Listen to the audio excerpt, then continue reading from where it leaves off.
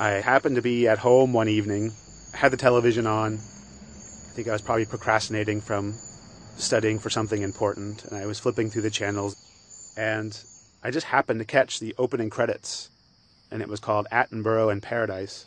I saw some vaguely tropical-looking background, and for that next hour, I just kept slowly creeping closer and closer to the television.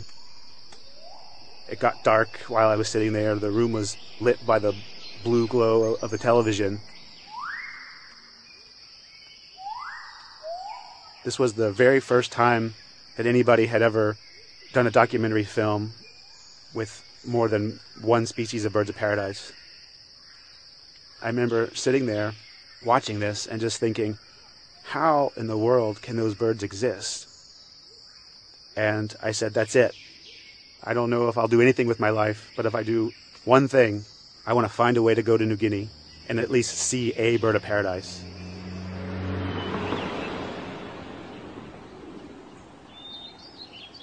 My name is Ed Scholes. I live in Ithaca, New York. I work at the Cornell Lab of Ornithology, and my job is a two-part job. I'm a scientist and biologist, as well as a curator of a biodiversity video collection in the Macaulay Library. I was always a very outdoorsy child. I mean, I lived in very suburban areas. I was one of those kids who would always find the wooded lot nearby, ride my bicycle around for hours to get away from the houses and go exploring some little patch of woods. And I think it was that desire to explore even the small patches of wilderness around me that kind of led to this passion for formalizing it once I was given the opportunity to. I am a comparative biologist. I make sense of biological diversity by studying the similarities and differences among organisms, both closely related and more distant.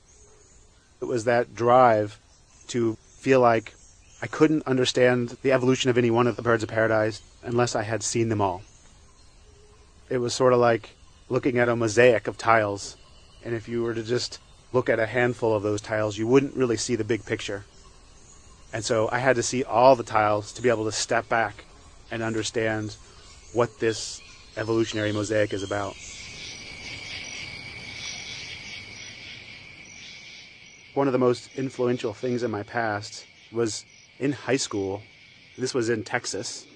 I had a really amazing biology teacher. He actually took us outside for a lot of field trips. We were at a wildlife reserve, and we went out with a master student who was radio tracking raccoons. I remember later having this kind of epiphany. Is it really true that you can go to school and study raccoons and their behavior and track them with radio collars? I think I knew that kind of thing existed, but I had never really realized that that was something you could go to school for.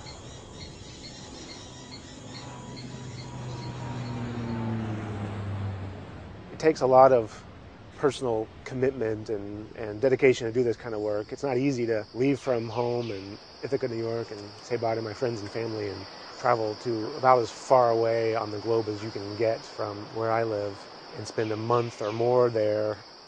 But I think this is true for me and for Tim. We do it because we're just extremely fascinated with the amazing things and the amazing component of global biodiversity that the birds of paradise represent. In 2001, when I was in a remote mountain range on the northern part of Papua New Guinea, I remember going up to this big tree stump, and a log had fallen across this little ravine. And there on that log was the male superb bird of paradise. It's the first time I'd ever seen one anywhere but high up in the trees. And I realized that's probably his display site. And he was vocalizing, and he was turning, and he was looking up, and it was really clear to me that there was a female around. And all of a sudden, he starts going into his display, and a female comes down. And this was the first time I had ever seen the display of a superb bird of paradise, and years before anybody else had ever filmed it.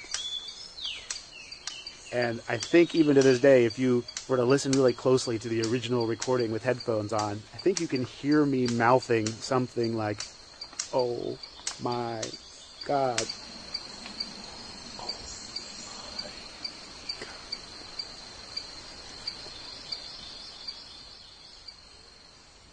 That moment of seeing that for the first time definitely has never left me.